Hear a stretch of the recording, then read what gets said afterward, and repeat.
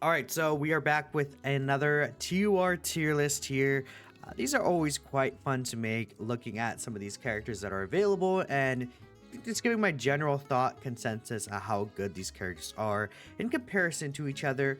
Now, I also will say I am doing tiered, like, Z, A, B kind of tier list at the end. One for red zone fights and one for battle hardened foes fights, and then you can see my thought process for those two on how I ended up deciding the characters for the actual 1 through 10 list. Now, this is post anniversary, quote unquote, EX part of the anniversary, right? Well, it is officially an EX part, right? And with that, I've gotten, I think, pretty used to a lot of these different fights, understanding how their mechanics work, understanding, how much damage they do. And there's the new blue Goku red zone fight, which is pretty difficult. I mean, that fight, I think, is definitely in consideration for some of the hardest fights in the game. Some people may even say it's the hardest fight specifically. And, I know a lot of people do consider red zone over battle hardened foes. I think this is more so like, maybe 60, 70-ish range red zone and then the rest battle hardened foes, right? I do have a little bit of a slight push towards red zone, just mostly because red zone is going to be a more, I think, consistent type of ruling for events in the future compared to battle hardened foes. I don't think battle hardened foes is going to be updated beyond what's going on this anniversary. Maybe we'll get other events with a similar climate to that, but that's why I think red zone is gonna be more important in my rankings here personally.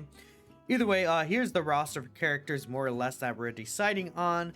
I mean, if your character didn't make it, I either completely forgot about them for some reason, or just, they're just not making the list. From what I'm seeing here, just taking a quick final scroll, I'm not really seeing anyone that I would say I would necessarily place. Maybe like we could have Angel Super Vegito in there. He's better than people give him credit for, I think.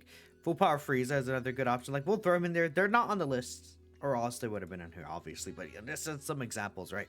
That I should at least mention here.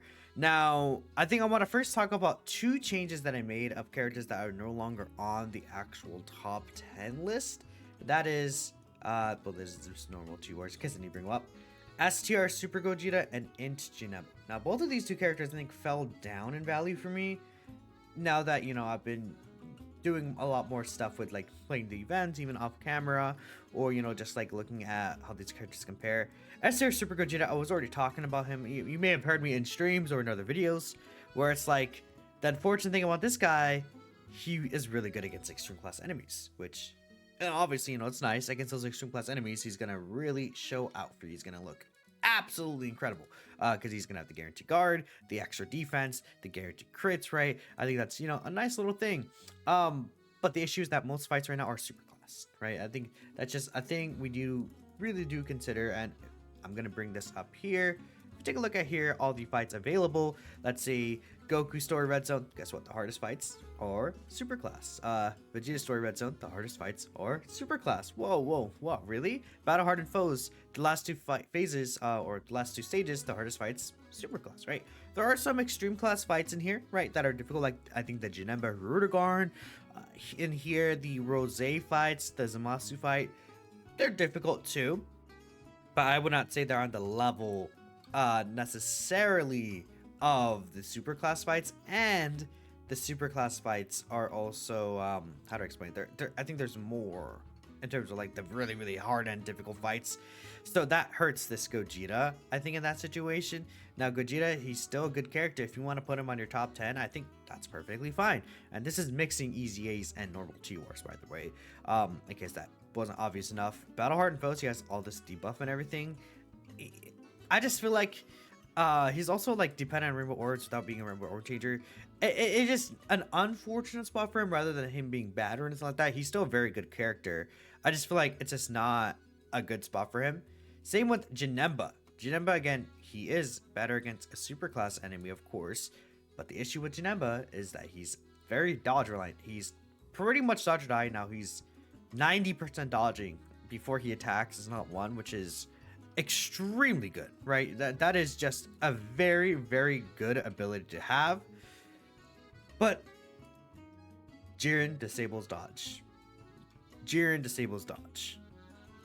This fight he's good at.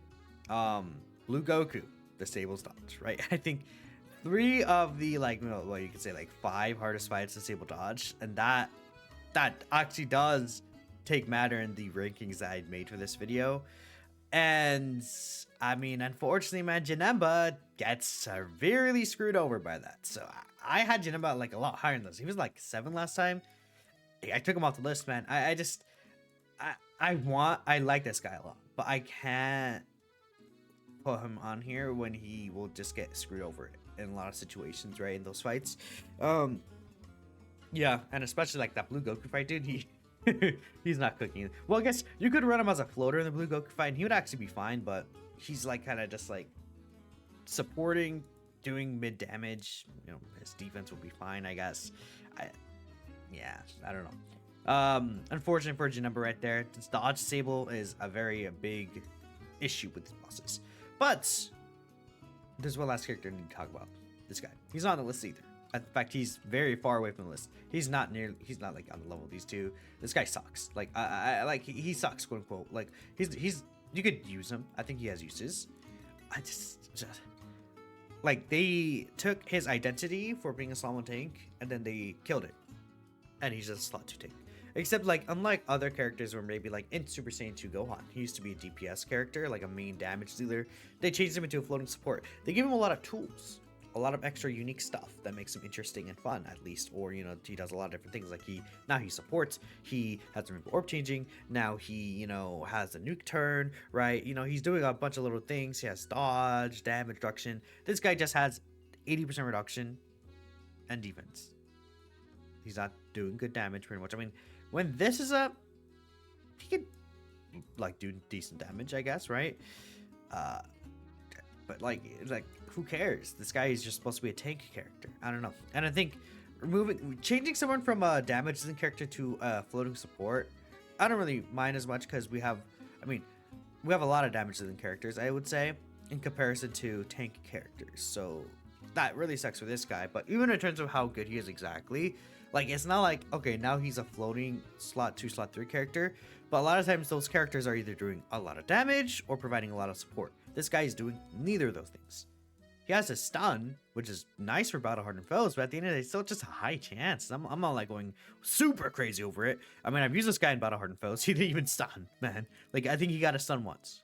And then against super close enemies, it's only a high chance. I mean, with Super Saiyan 4 Goku, this guy, if you have Super Saiyan 4 Goku in the team, this guy is invincible, but well, you're not gonna have him tied to his hit, man. Like, yeah, sucks for this guy, very bad. He's not even in consideration. I'm just bringing him up just because he recently released, and I think people are gonna be like, oh, where's Esther Super Saiyan 3 Vegeta?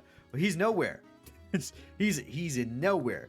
Like even if it was just easy A characters, would I even have him on the list? Probably not. No, like no. Like okay, let's take a look here.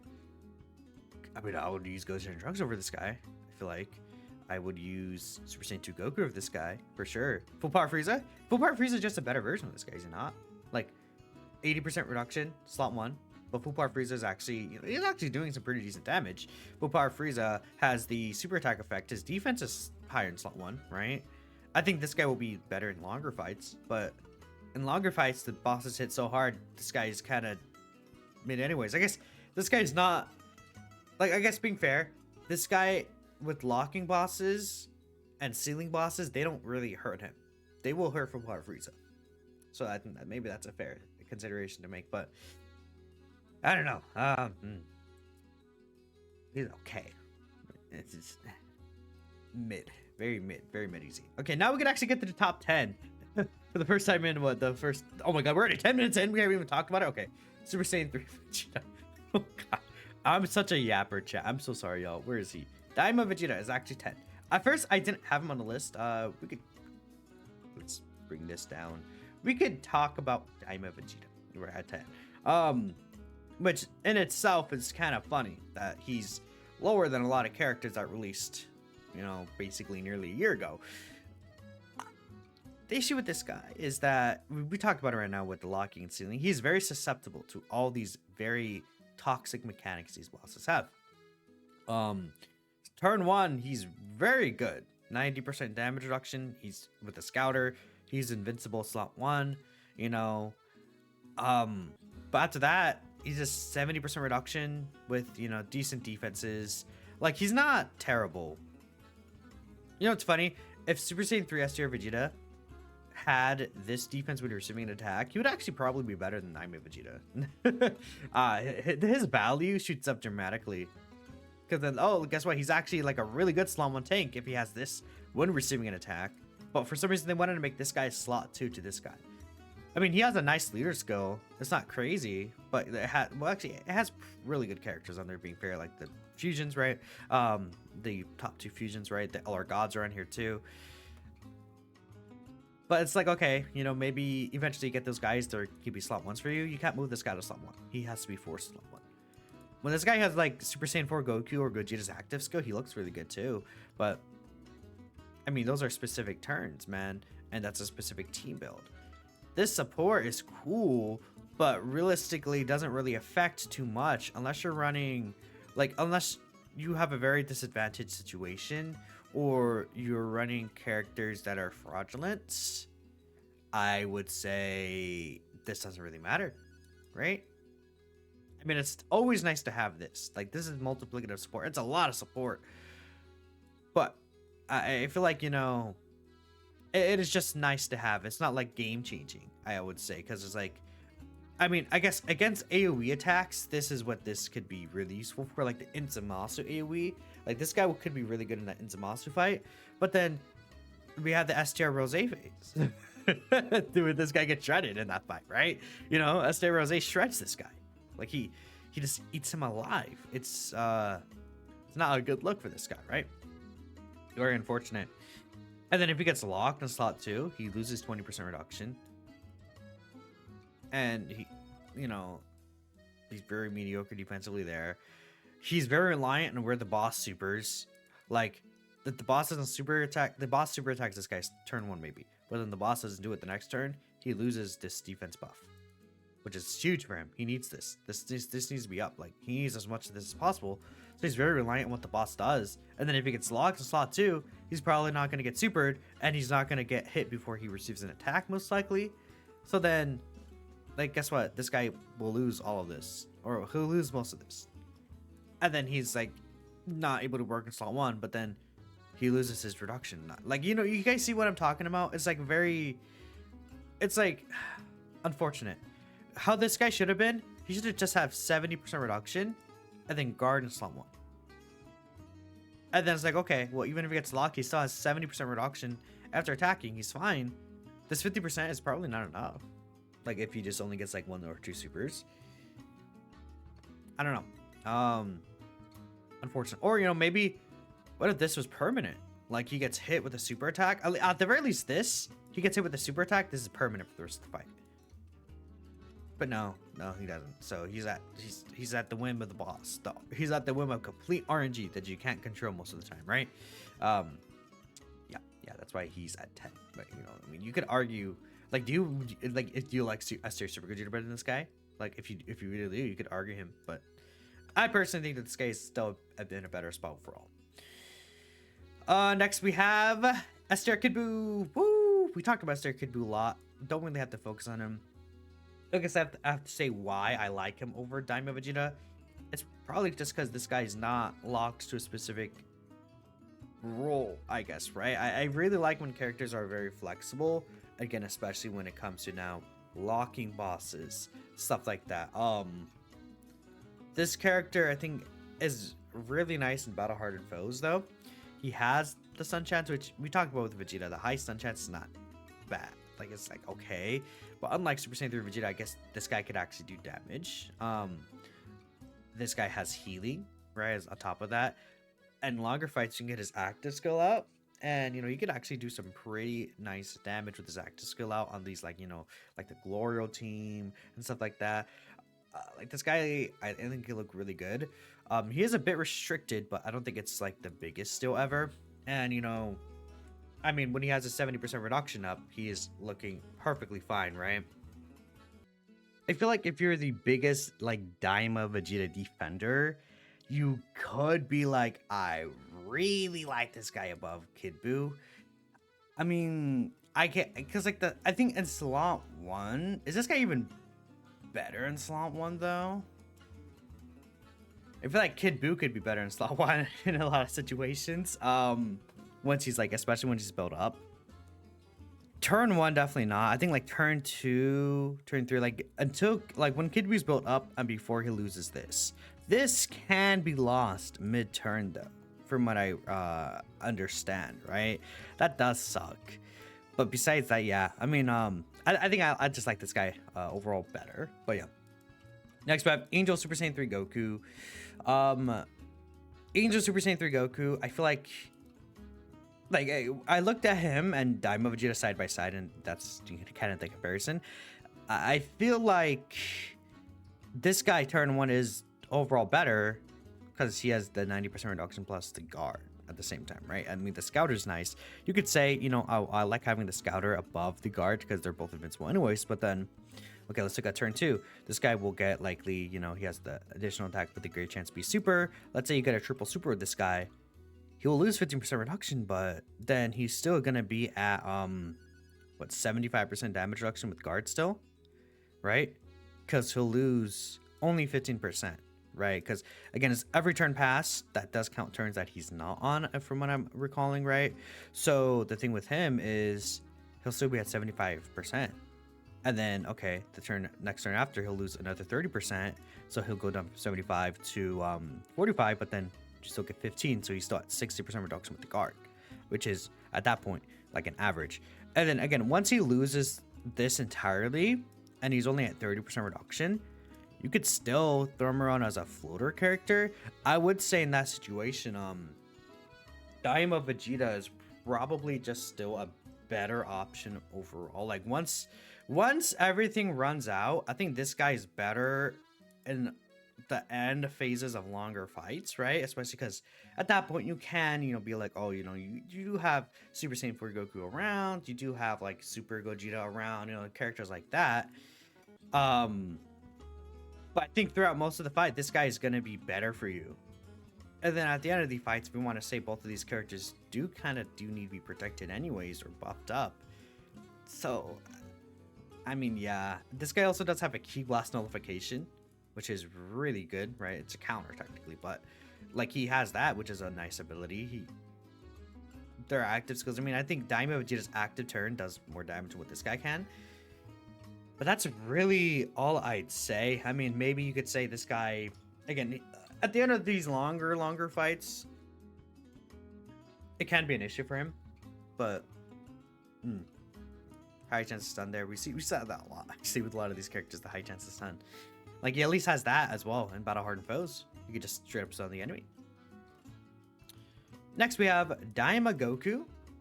And then I'm going to talk about you as well. Fat Buu. I actually put Fat Buu above Daima Goku. And I talked about this a little earlier. Dodge Disable. Dodge Disable is a huge factor when it comes to these things. And I think, unfortunately, Daima Goku is one of these characters that are negatively affected by it. I think Daima Goku throughout most of the fight, he's going to be really, really good. He still has this little support, which affects like a character like Tech Vegito by quite a bit, right?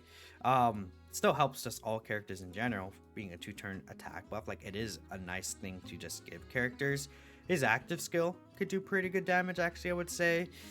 You know, most of the turn fight, he's just going around 70% dodge, his 30% reduction. Like, he's looking pretty good. Even like locking bosses, I think the issue could be if he gets locked in slot 3. But if he's locked in slot 1 or slot 2, unless the boss also disables dodge, we're looking good.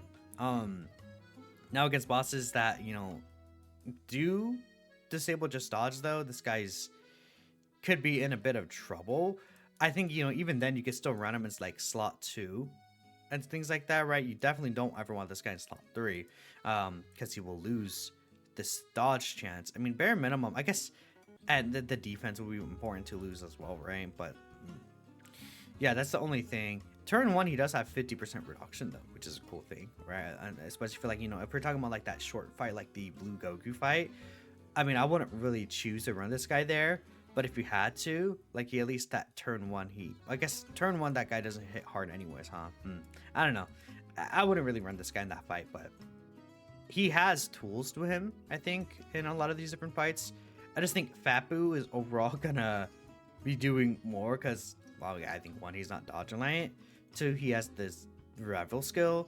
I think he has, the Ghost Usher is really good. The stacking defense could be nice, right? Especially with the extra healing.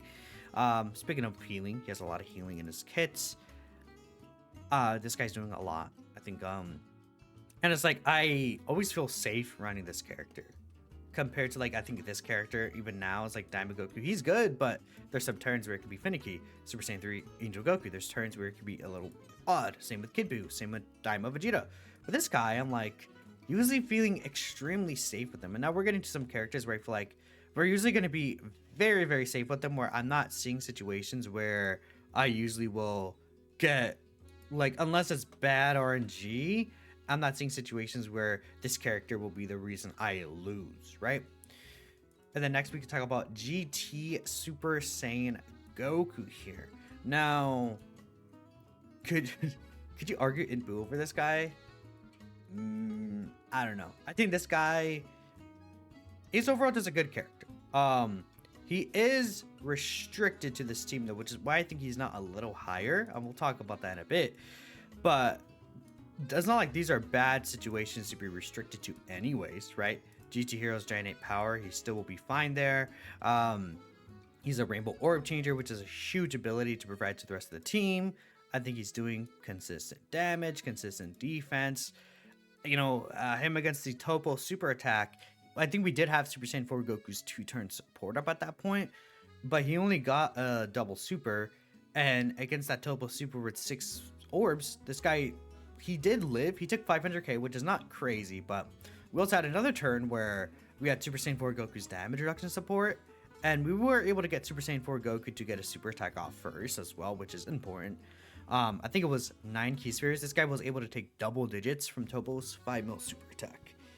And Topo was buffed a little too, because Super Saiyan 4 HO Goku does have the physical super attack, I believe, or whatever his 12 key is, does buff Topo's attack up. So, I mean, this guy can be very tanky in the right situations on that grade 8 power team, which is the team he's stuck to anyways. I just think, I do want to consider him, he's not able to work on outside of that team. If he gets Lock Slot 1, he does have the active skill, and how the active skill works is it basically counts as him attacking. So then all of these buffs will be activated start of turn after you collect orbs. He's not gonna be like super mega tanky, that's for sure, but it's gonna be a tool he has that could help him. Like, at least bare minimum, tank normals if he has to dodge a super, if you have Phantom Potential System dodge, right? Or, if the boss decides not to super you. Like, I think it's the fact that there's a chance there, which is nice. I mean, like, we talk about Fapu, he could revive, and then he could just straight up, I don't know. I think I'm gonna have GT Goku buff him for now.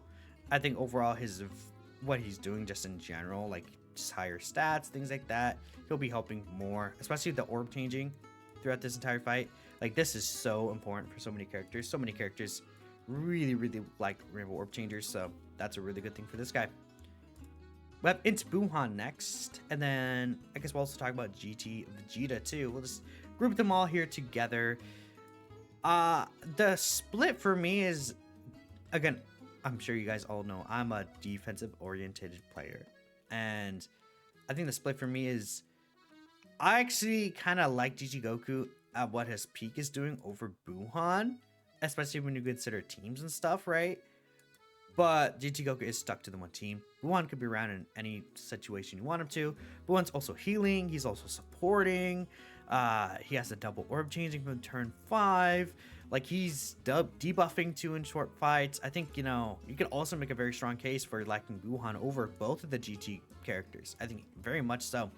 I just like GT Vegeta more because I just will find him. I found him more just like, I think he's going to be more safe defensively than both of these characters, even though this guy has 66% reduction. Maybe I need more testing. Maybe per the numbers specifically, Buuhan would be better. But I don't know. I found this guy to be very, very good defensively. Even I think he is better defensively than Buhan, like especially depending on the amount of orbs you get. Like, and if we consider Super Saiyan 4 Goku, this guy could be like, let's say you get 10 orbs with this guy, which I think is not an out of the question situation for him, especially when you have two Rainbow Orb Changers, the GT Goku and this Vegeta. Let's say you get 10 orbs with this guy. He's gonna be at no, not that's 30% reduction plus the guard. Super Saiyan 4 Goku, you can provide 40% reduction with guard. Then this guy gets like 3-4 mil plus defense easily, right? It could be even much higher, honestly. Like, yeah, no, GT Vegeta is insane. He's insane. And then the thing about him is also not restricted based off of the enemy you're facing. Losing this is not a big deal. But Buhan, you could see a difference when he doesn't have the full 100%. It's not the craziest difference though, because he still does get this per key sphere obtained.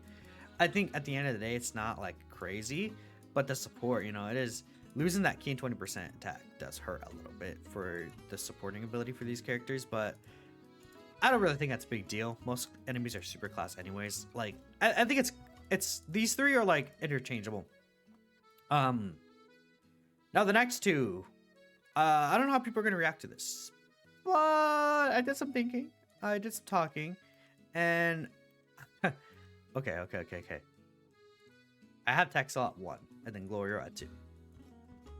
And it's not Glorio's fault per se, it's how these bosses are with locking, right? I think I like Glorio and what he's providing so much over a lot of these other characters, right? The massive multi-turn support, the additionals here, the 80% dodge he can get up to, the amount of defense he gets post super attack especially is insane. Like, he's perfect in his role. But the major issue with this guy is that he is stuck to slot 3, essentially, right? We have a lot of locking bosses now. I mean, you could even argue some of these characters above Glorio. It's tough. Locking bosses hurt this guy a lot, right? And you could also say dodge bosses. Dodge canceling bosses can hurt this guy. I don't think to the effect, though, as locking bosses, because this guy's in slot 3. It's not going to be very common for a super to be aimed at him anyways. But by the end of these fights, his defense gets so high that he should be fine against a lot of supers regardless in terms of tanking them. But Texel doesn't have to worry about that. Superclass enemies are abundant. They're everywhere. So this is like always active. This guy, 70%, 80% reduction, slot 1. He's providing defensive support, crit chance support here. He's nuking. He's healing you by quite a bit of HP. I think offensively, I guess, is the one thing where you can say he's not really doing a lot of damage. But, I mean, this guy's doing everything else perfectly. No pun intended, of course. But this guy is like, whatever the boss doesn't affect this guy. Like, I think sealing and stunning is like he doesn't heal, but the healing is more so bonus to me than anything else. He's still able to tank. He has the attack lore, which is really useful for I think, you know, if we're talking about like even type disadvantage against that Jiren boss, this guy also lowers Jiren's attack. Battle hardened foes, he lowers all their attack for them, or anyone who could be attacked is lowered, right? And the defense ability is nice as well. And the thing is that, like, okay, he gets locked in slot 2. He's fine still.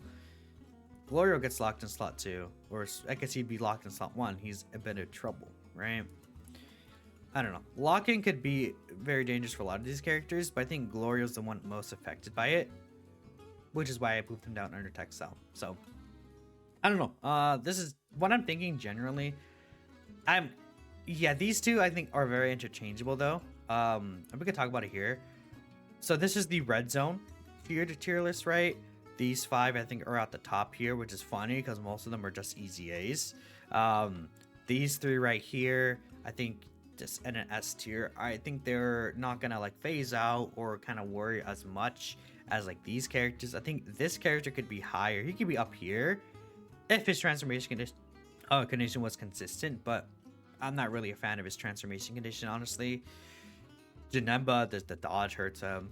And then these characters down here, I mean, Esther Gogeta is like kind of move him around depending on like if there's an extreme class or like if there's an extreme class enemy, you can be up here or even up here. But yeah, Super Saiyan 3 Vegeta sucks. And this is battle hardened foes here, where there's actually a major shift. You could see I actually moved the GT Super Saiyans down. Daima Vegeta goes up here because I get a shorter fights, so he has the Scouter available to him. I think that these two and these shorter fights are incredible. That's what in Buu, I was just looking at him like, man, I'd like in Buu for Daima Goku really, like in both situations. In red zones, he's able to stack up, build up. He's guaranteed Ghost Usher. He still has to revive too.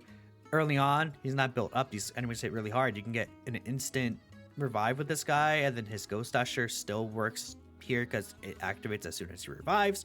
This guy has the stun, the guards, plus damage reduction. Early on, he's incredible in these fights. Buhan has a great alluring attack. These are a little worse there. I mean, should I move Buhan up? I don't know, because I think Buhan getting locked in slot 1, he has an issue, but like I said with the Goku, use this guy's active skill, and he could actually be like usable in slot 1, better than Buhan even, because you could get all these buffs up instantly. So like, if this guy's a floating unit, gets locked in slot 1, you still have Super Saiyan 4 Goku in rotation. This guy could get like a lot of damage reduction plus the guard. Plus the previous turn Super Saiyan 4 Goku support as well. Like if we're talking about ungraded power.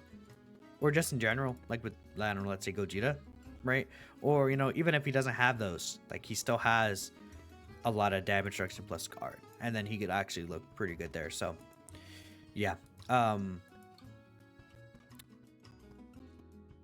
Yeah, I think Daima Vegeta is like interesting. I might need more uses with him. I think other characters can come out and help him. There's a lot of Daima going to be happening this year, obviously. So maybe Daima Vegeta could even move up here eventually. I think right now, I just don't trust him as much. But I don't know. You could maybe this is fair. I think I'm gonna do this though. But let me know what y'all think about this tier list. I think just in general, like, you know, in Janemba is better here because there's no dodge, disable stages, right? Things like that. Super Gogeta could be higher if there's more super class bosses. Super Saiyan 3 Vegeta, at least he has a stun. He's not killable. These characters kind of, like, this guy wants a specific setup. These characters need to build up. Could hurt him a little bit, but I'm ending the video here. Thanks y'all for watching. And, yep, I will catch you guys in the next one. Peace out.